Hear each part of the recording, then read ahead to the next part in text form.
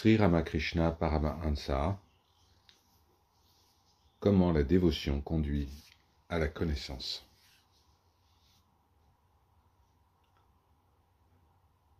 L'Advaita Vedanta est la plus haute sagesse. Mais il faut d'abord que Dieu soit adoré comme un maître, est adoré de ses serviteurs, comme celui qui est l'objet d'un culte est adoré par ceux qui célèbrent ce culte. C'est le chemin le plus facile et qui mène le plus rapidement à la connaissance suprême de l'unité.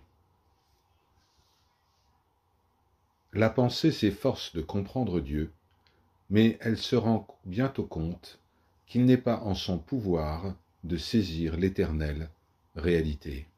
Le cœur, au contraire, refuse de se laisser convaincre. Il est toujours impatient d'atteindre le Seigneur.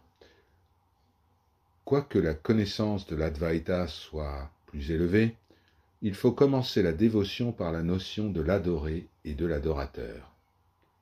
Ainsi, vous atteindrez facilement la sagesse.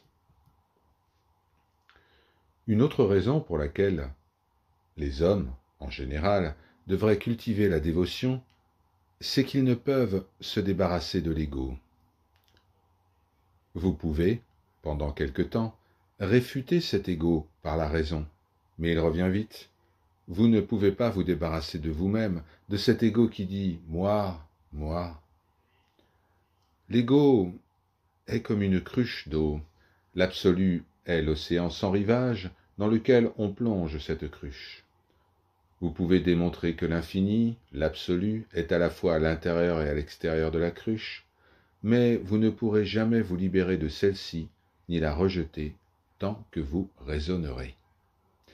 Tant que vous raisonnez, ce soi-disant absolu existe en effet par rapport à vous. Il est différent. Cette cruche que vous ne pouvez éliminer est le moi, l'ego de l'amour divin. Tant qu'existe cette idée de la cruche, l'ego, eh bien, il y a la fois toi et moi. Par exemple, tu es le Seigneur et je suis ton serviteur. Oui, vous pouvez pousser votre raisonnement jusqu'à ses limites extrêmes, mais le moi, l'ego, semble subsister. Brahman lui-même verse des larmes quand il est pris dans le piège des 5 éléments.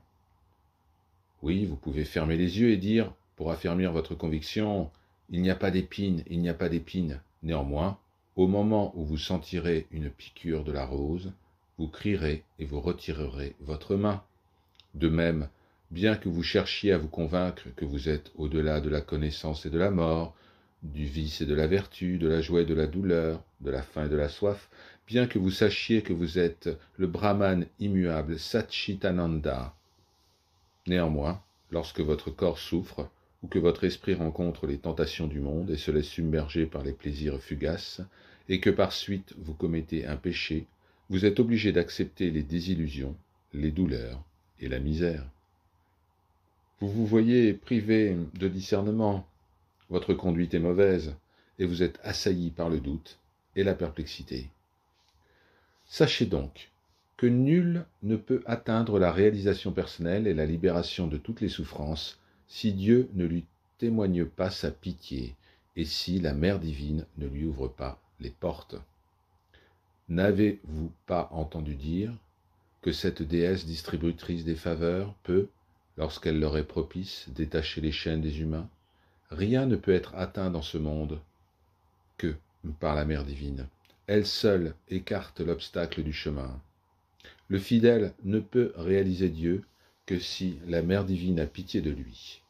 Dès qu'elle lui accorde sa grâce, il reçoit la bénédiction de la vision divine et il échappe à toutes ses peines.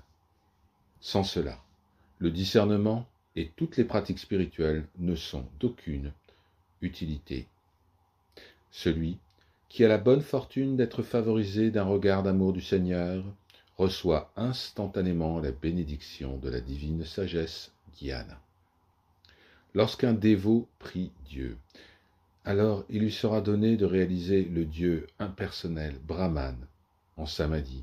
De cette manière, il atteindra aussi le but du Dhyana yoga, la voie de la connaissance. Celui qui suit la voie de la connaissance, le Jnana Yogin, celui-là cherche à réaliser Brahman, Dieu impersonnel, absolu et inconditionné. Mais une âme de cette trempe ferait mieux, dans le temps présent, d'aimer, de prier et de s'abandonner complètement au Seigneur. Le Seigneur aime ses adorateurs, et il leur accordera même Brahma Jnana, si les dévots en ont faim et soif. Le Jnana Yogin atteindra la connaissance aussi bien que la dévotion. Il lui sera donné de réaliser Brahman. Il pourra aussi, si c'est la volonté du Seigneur, réaliser le Dieu personnel du dévot. Au contraire, généralement, le dévot, le fidèle, se contente de voir et de réaliser le Dieu personnel, ce qu'on appelle le Saguna Brahman des Upanishads, le Dieu avec forme. Cependant, Dieu le fait hériter de la gloire infinie et lui accorde la dévotion, aussi bien que la connaissance du soi, et la réalisation du Dieu personnel, aussi bien que du Dieu impersonnel, Saguna et Nirguna Brahman. Si quelqu'un peut arriver à atteindre Calcutta, ne trouvera-t-il pas aussi son chemin dans la ville jusqu'au musée? Et il saura les reconnaître. On demanda un jour à ce corps, est-il possible à l'âme humaine d'obtenir une union si complète avec Dieu qu'elle puisse dire « Soham, Soham, je suis lui » et comment faire pour atteindre cet état? Ce corps répondit, c'est l'histoire d'un vieux serviteur qui devient, au bout de quelques années, comme un membre de la famille. Quand le maître de la maison est satisfait de ses services, il lui plaît un jour de le faire asseoir à la place d'honneur, sur son propre siège, et de dire aux membres de sa famille, « Désormais, il n'y a nulle différence entre lui et moi, nous sommes un. Obéissez à ses ordres comme aux miens, sous peine de châtiment. » Et si le serviteur hésite, par modestie, à prendre cette place, son maître l'oblige à l'accepter. Il en est de même pour les âmes qui ont atteint la condition de Soham, je suis lui. Lorsqu'elles ont longtemps servi le Seigneur, il les revêt de sa gloire et de ses attributs et les élève à son propre siège de souveraineté universelle. En général, le dévot ne désire pas Brahma Jnana, la réalisation de l'impersonnel. Il se contente de réaliser la personne divine seule, une mère divine ou quelque autre de ces formes infinies de gloire. Le bhakta, le dévot, est désireux que son moi ne soit pas englouti tout entier dans le samadhi. Il voudrait conserver assez d'individualité pour jouir de la version divine comme d'une personne. Il voudrait goûter la saveur du sucre au lieu de devenir sucre lui-même. Ma mère divine, Kali, a déclaré qu'elle est le Brahman du Vedanta. Il est en son pouvoir d'accorder Brahma-Jnana, la connaissance de Brahman. Elle le fait en effaçant le moi inférieur. Donc, en premier lieu, vous pouvez venir à Brahman par vichara, par l'introspection, si notre mère le permet, et vous pouvez aussi y parvenir par la bhakti, la dévotion. Les éléments nécessaires pour la bhakti sont les prières incessantes pour l'amour et la lumière et l'abandon de soi à la mère. En premier lieu, passez par ce chemin pour arriver à la mère divine. Je vous affirme que si votre prière vient du fond de votre cœur, ma mère y répondra. Priez-la aussi si vous voulez réaliser son moi impersonnel. Elle est omnipotente et si elle daigne agréer votre demande, vous pourrez arriver à la réalisation de son moi impersonnel dans le samadhi, ce qui est exactement semblable à la connaissance de Brahman.